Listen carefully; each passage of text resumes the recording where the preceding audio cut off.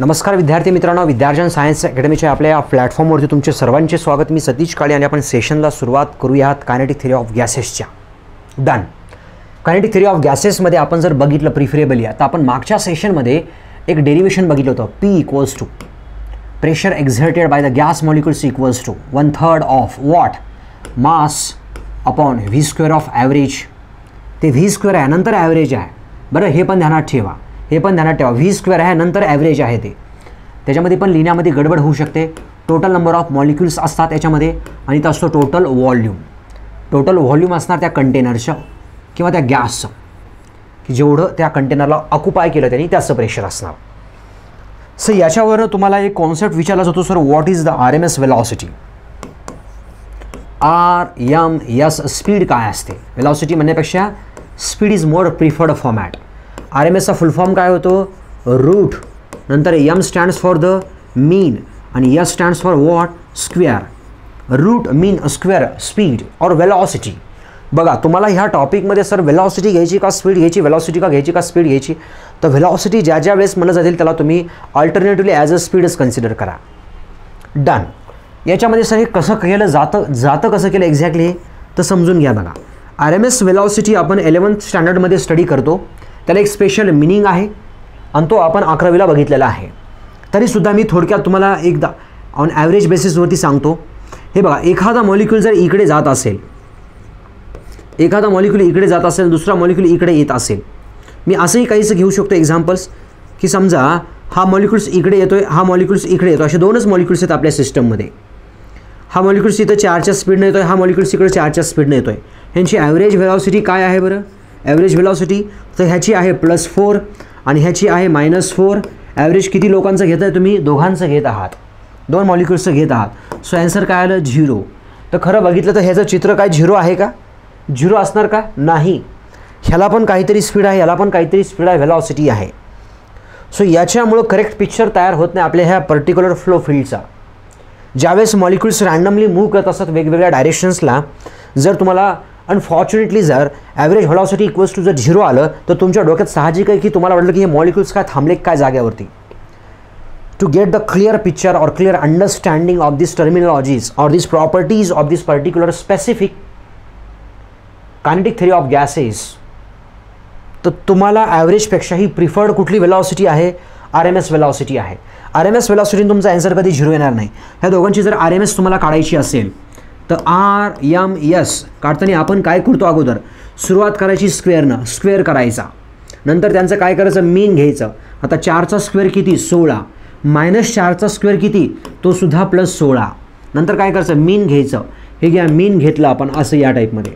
सगळ्यात शेवटी काय करायचं, रूट घ्यायचं, हे घ्या, रूट घेतलं आपण असं। 16 16 32 32 भागिले 2 16 आणि 16चं बाहेर किती येणार, 4 मीटर पर सेकंद। तुमचं आन्सर काय आलं, 4 metre per second RMS velocity. It represents the clear picture of the flow field. Exactly आतल्या साईडला चाललंय काय, as a clear picture understanding तुम्हाला RMS वरनं जास्त लवकर येऊन जाते। RMS उगीच ॲव्हरेज 0 बनवत नाही, ओके। ही जरा रिअलिस्टिक वाटणार हा ॲप्रोच आहे, म्हणून हा ॲप्रोच आपल्या ह्या कायनेटिक थिअरी ऑफ गॅसेसमध्ये वापरला जातो। वापरूया ना मग आपण सुद्धा।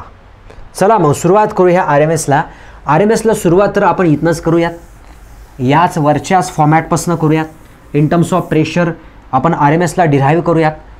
बघा इथं वेलॉसिटी आपण एका साईडला ठेवूयात, वेलॉसिटी चा square, the square of velocity average equals to, सगळ्यांना इकडं पाठवा, हे 3 आहे, इकडं P आहे, इकडं हे व्हॉल्यूम आहे, अपॉन इकडे कोण आहे, मास आहे, आणि इकडे काय आहे, टोटल नंबर ऑफ मॉलिक्युल्स आहेत असे।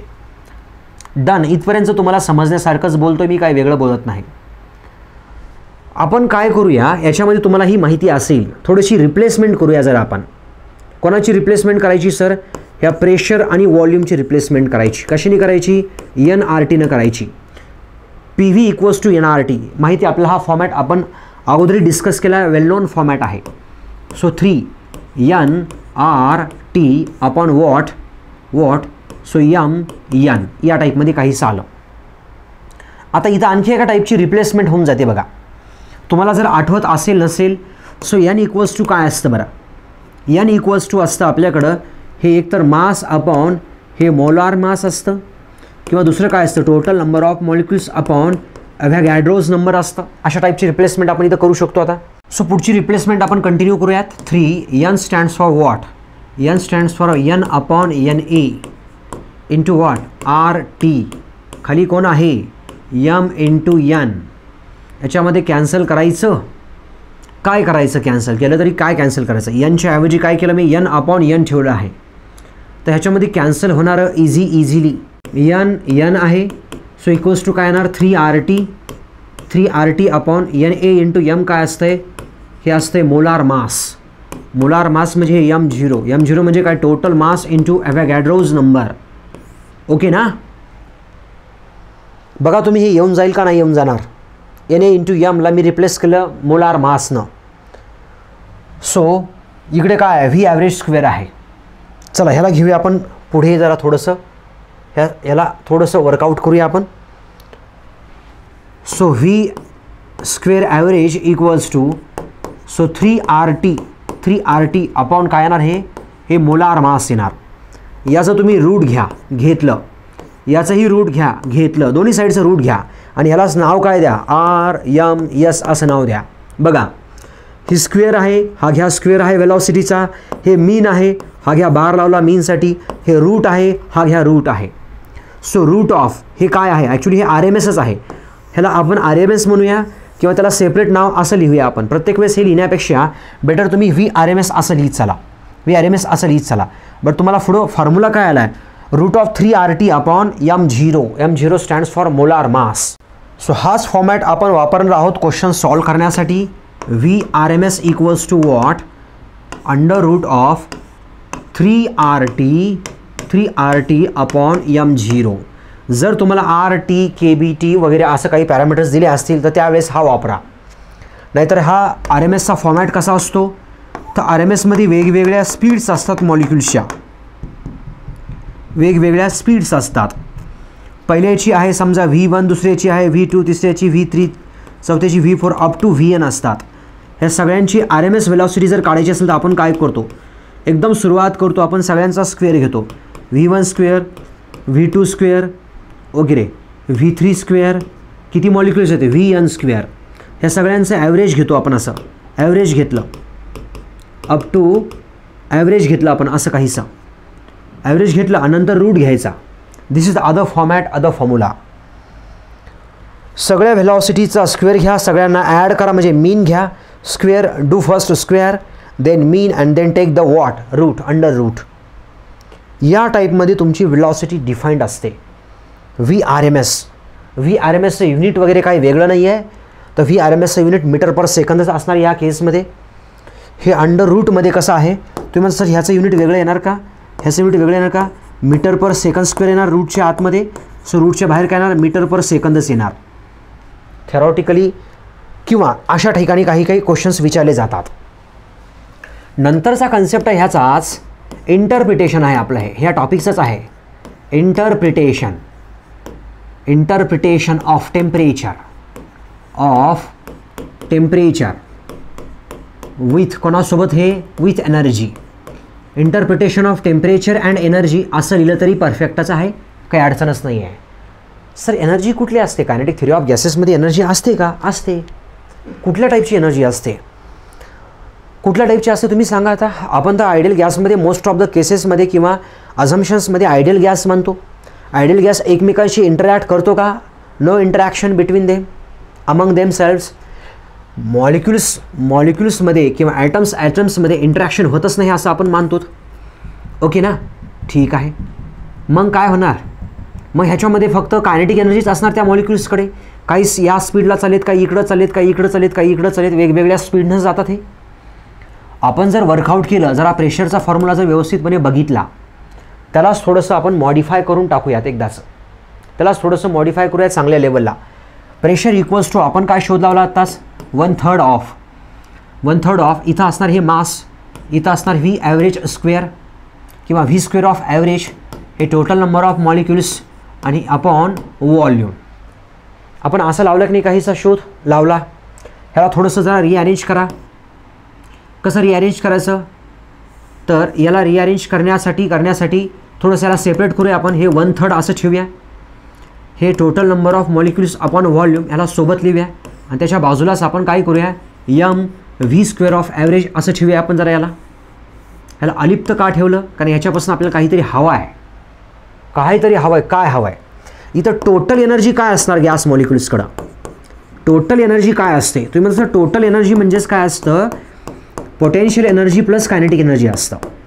Not the pressure energy, it is the potential energy. ही इथं कशामुळे तयार होणार? पोटेन्शियल एनर्जी दोन प्रकारे आपण जनरली बघतो, अभ्यास करतो. एक तर एलिव्हेशनमुळे तयार होणारी एनर्जी. काहीतरी ऑब्जेक्ट एखाद्या उंचीवरती जर ठेवला तुम्ही, असा एखाद्या बिल्डिंगवरती ठेवला, तर त्याच्यामध्ये पोटेन्शियल एनर्जी किती येते? mgh येते. पण ही इंटरमॉलिक्युलर लेवलची पोटेन्शियल एनर्जी कशामुळे येत असते? इंटरॅक्शनमुळे येत असते गॅस मॉलिक्युल्सच्या. आता गॅस मॉलिक्युल्सचं इंटरॅक्शनच नाही आहे. So no interaction between gas molecules, so no potential energy, only which energy exists only due to the speeds of the molecules, individual molecular speeds. Only kinetic energy exists in this case, या केस मध्ये. So total energy equals to potential plus kinetic energy. So what? Only kinetic energy असते याच्यामध्ये. आता kinetic एनर्जीची adjustment चालू आहे आपली. इथं हे काय आहे? 1/3 आहे. इथं काय n आहे, इथं काय व्हॉल्यूम आहे. मी समजा इथं 2 ठेवलं आणि समजा असं इथं 2 ठेवलं तर काही फरक पडणार का? हे m हे v² ॲव्हरेज जशाच तसं ठेवतो. इथे 2 ठेवलं आणि इथं 2 ठेवलं तर काही फरक पडणार का? काही फरक पडला नाही. पण ह्याच्यामध्ये एक नवीन टर्म भेटली ना मला. ह्या टर्मला मी काय म्हणणार पुढे चालून? याला म्हणणार मी कायनेटिक एनर्जी म्हणणार. कायनेटिक एनर्जीचा फॉर्म्युला काय असतो? हाफ mv² असतो. v काय असतं? ॲव्हरेजेस घेतो आपण मोस्ट ऑफ द केसमध्ये. सो ह्याच्यामध्ये काय आलं exactly relation? So pressure equals to काय आलं? हे 2/3 of what? Exactly total number of molecules upon higher is the volume. इथं काय असणार? हे कायनेटिक एनर्जी असणार. डन. पुढे काय करूया आपण? याला इकडे पाठवूयात आपण. काय करायचं मग याला? Kinetic energy equals to so 3 pressure into volume into 2 into n. So या टाईपचा काहीसा फॉर्मॅट तर तयार केला मी सध्या, पण मला हा फॉर्मॅट नको आहे. I don't want this format. PV equals to काय असतं? nRT हे एक असतं किंवा आणखी एक असतं. काय असतं हे? NKBT हा एक फॉर्मॅट तुम्ही बघितला असेल. पण ह्याच्यामध्ये इथं कोण असतो? ॲव्होगॅड्रोज नंबर असतो हा. ओके, ॲव्होगॅड्रोज नंबर असतो हा. KB ज्यावेळेस असतो त्यावेळेस हा ॲव्होगॅड्रोज नंबर नसतो. चला पुढे इथं ठेवून देऊया आपण एक्झॅक्टली याच्याऐवजी. सो 3/2 n याच्याऐवजी हे KB हे T/n या टाईपमध्ये. हा n आपला कॅन्सल होणार. So kinetic energy equals to हे 3/2 हे KBT. एक महत्त्वाचा फॉर्मॅट तुम्हाला भेटला हा एकदाचा. हे काय आहे सर? हे काय आहे? कायनेटिक एनर्जी आणि टेम्परेचर डिपेंडन्सी आहे याच्यामध्ये. Kinetic energy is a function of. Kinetic energy कोणावरती अवलंबून आहे? Kinetic energy directly proportional what? Temperature. बघा ह्या इक्वेशनमध्ये आहे. KB तर हा बोल्ट्झमन कॉन्स्टंट, त्याची एक ठराविक व्हॅल्यू असते. 3/2 कॉन्स्टंट आहे. सो टेम्परेचरमध्ये चेंज केला, टेम्परेचरमध्ये बदल केला तुम्ही. टेम्परेचर वाढवलं, कायनेटिक एनर्जी वाढणार. टेम्परेचर वाढवलं की ॲव्हरेज कायनेटिक एनर्जी वाढणार. म्हणजे ह्याच गॅस मॉलिक्युल्समध्ये आणखी वाढल्या कोलिजन्स, आणखी मॉलिक्युलर मोमेंटम एक्सचेंज वाढलं. म्हणजे बऱ्याच लेवलला, मायक्रो लेवलला चेंजेस होण्यास सुरुवात होतील. कधी? ज्यावेळेस आपण टेम्परेचर वाढवणार त्यावेळेस कायनेटिक एनर्जी कंपल्सरी वाढणार.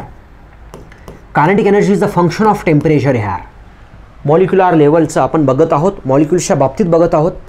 मॉलिक्युल्सचं जर तुम्ही ॲव्हरेज तापमान किंवा टेम्परेचर जर वाढवलं तर कायनेटिक एनर्जी वाढते. मॉलिक्युल्सची कायनेटिक एनर्जी वाढते, त्यांचं इंटरॅक्शन वाढेल. मग त्याच्या पुढचे होणारे चेंजेस ते त्याला रिस्पॉन्सिबल असणार. म्हणजे प्रेशर वाढणार, मग नंतर बाकीचे काय वाढायचं ते वाढू द्या. बरोबर की? एन्थाल्पी, एन्ट्रॉपी त्या सगळ्या गोष्टी नंतरच्या. पण टेम्परेचर जर वाढवलं तर कायनेटिक एनर्जी वाढते हे सांगणारं हे इक्वेशन आहे. आणि आपल्याकडे आहे kinetic energy equals to 3/2 KBT. ही झाली त्याची कायनेटिक एनर्जी. एका स्पेसिफिक डायरेक्शनसाठी आहे का? नाही. एका स्पेसिफिक डायरेक्शनसाठी नाही. टोटल कायनेटिक एनर्जी काढली आपण. ही पर मोल आहे का? यस, तुम्ही पर मोल कन्सिडर करण्यापेक्षा चालेल तसंही कन्सिडर केलं तरी चालेल. बेटर आपण ह्याला पर मॉलिक्यूल कन्सिडर करूया ना. कायनेटिक एनर्जी पर मॉलिक्यूल असं म्हणूया का? चालेल. ह्या फॉर्मॅटला तुम्ही असं म्हणलं तरी चालेल. Kinetic energy per molecule, kinetic energy equals to 3/2 kBT. Okay, हे एक महत्त्वाचं एक्सप्रेशन आपण डिराईव्ह केलं. हे अत्यंत महत्त्वाचं आहे ह्या कायनेटिक थेरी ऑफ कायनेटिक KTGमध्ये. ओके, नंतरचा एक रूल असतो law of equipartition of energy. Equipartition of energy, law of equipartition of energy काय असतो बरं सर एक्झॅक्टली हा? सो तुम्हालाही माहिती आहे. आता टोटल कायनेटिक एनर्जी किती आपण शोधली? Total kinetic energy per molecule किती शोधली आपण? पर मॉलिक्यूल किती शोधली आपण? हे 3/2 kBT अशी शोधली आपण, बरोबर की नाही? आता मॉलिक्युल्स एखाद्या वेसलमध्ये जर आपण एनक्लोज केले या टाईपमध्ये, सो त्याला एक्स डायरेक्शन असणार, त्याला वाय डायरेक्शन असणार, त्याला झेड डायरेक्शन असणार. मग एक्स डायरेक्शनची ट्रान्सलेशन, वाय डायरेक्शनची ट्रान्सलेशन आणि झेड डायरेक्शनची ट्रान्सलेशन आपण असंच मानतो ना. ह्याला law of equipartition of energy म्हणजे काय असतो? ह्या डायरेक्शनला एनर्जी कशी असणार? सेम असणार. Kinetic energy in X direction equals to kinetic energy in Y direction equals to kinetic energy in Z direction. सध्या मी काय सांगितलं? टोटल कायनेटिक एनर्जी सांगितली. टोटल म्हणजे X direction plus Y direction plus Z directions म्हणजेच kinetic energy in X, translation kinetic energy घेतो मी सध्या तरी, kinetic energy in Y direction आणि kinetic energy in Z direction, अशा 3 डायरेक्शनची काय असते इकडं? Half mvx² plus half mvy² plus half mvz². अशा पद्धतीने आपण घेतली total kinetic energy 3/2 kBT equals to this much. Where is the equipartition principle? Equipartition कुठं आहे याच्यामध्ये? इक्विपार्टिशनचा मिनिंग काय झाला? इक्वली तुम्ही एनर्जीला डिस्ट्रीब्यूट करत आहात. Example, half mvx² equals to half mvy² equals to half mvz². आपण एनर्जीला इक्वली दाखवलं आहे की एक्स डायरेक्शनची, वाय डायरेक्शनची, झेड डायरेक्शन एनर्जी कशी आहे आपली? सेम आहे. Equipartition distribute the energy in equal amount. 100 असेल तर 33 3 डायरेक्शनला 33 देऊन टाका साधारणतः 33.33 असं. ओके सर, हे half mvx² half mvy² half mvz² equals to what? हे काय आहे? ही टोटल आहे, 3 डायरेक्शनची मिळून आहे. हे सध्या काय आहे? 3 डायरेक्शनची आहे आपल्यासाठीची. ह्याला जर तुम्ही 3/2 अपॉन kBT 3 डायरेक्शन जर डिवाइड केलं तर एका डायरेक्शनची स्पेसिफिक येऊन जाईल ना तुम्हाला. So 3 cancel. आन्सर काय असणार? हे kBT असणार, हाफ kBT असणार. सो इकडं तुमचं आन्सर आलं हाफ kBT असं आन्सर आलं. So this is the principle of equipartition of kinetic energy और एनर्जी. एकच एनर्जी आहे ह्याच्यामध्ये. पोटेन्शियल एनर्जीला आपण कन्सिडर करत नाहीत. पोटेन्शियल एनर्जी नाहीच आहे, नसतेच आहे. ह्या आयडियल गॅसेसच्या कॉन्सेप्ट्समध्ये आपण असेल तरी छोटी मोठी निग्लेक्ट करून टाकत असतो, कारण इंटरॅक्शनच घेत नाहीत ना आपण. छोटी मोठी तरी कुठून येणार? सो अशा पद्धतीने आपण कायनेटिक एनर्जीला इक्वली डिस्ट्रीब्यूट करू शकतो. आणि याच्यावरचे काही न्यूमरिकल्स असतील तर ते तुम्ही निश्चितपणे सॉल्व करावेत. आपण ॲट द एंड खूप सगळ्या न्यूमरिकलची प्रॅक्टिस घेणार आहोत. प्रत्येक टॉपिक्स अशाच पद्धतीने आपण स्मूथली कंडक्ट करणार आहोत with previous year questions, with objective questions and with lots of numericals, जेणेकरून आपल्या ह्या कॉन्टेंटमधलं काहीच बाहेरचं नाही आलं पाहिजे अशी आपण काळजी घेऊयात. मॅक्सिमम 99 काय 100% याच्या बाहेरचं काहीच नाही आलं पाहिजे, तेवढं आपण कॉन्टेंट याच्यामध्ये प्रिसाइजली कव्हर करूयात. सो भेटूया आपण नेक्स्ट सेशनमध्ये. धन्यवाद विद्यार्थी मित्रांनो.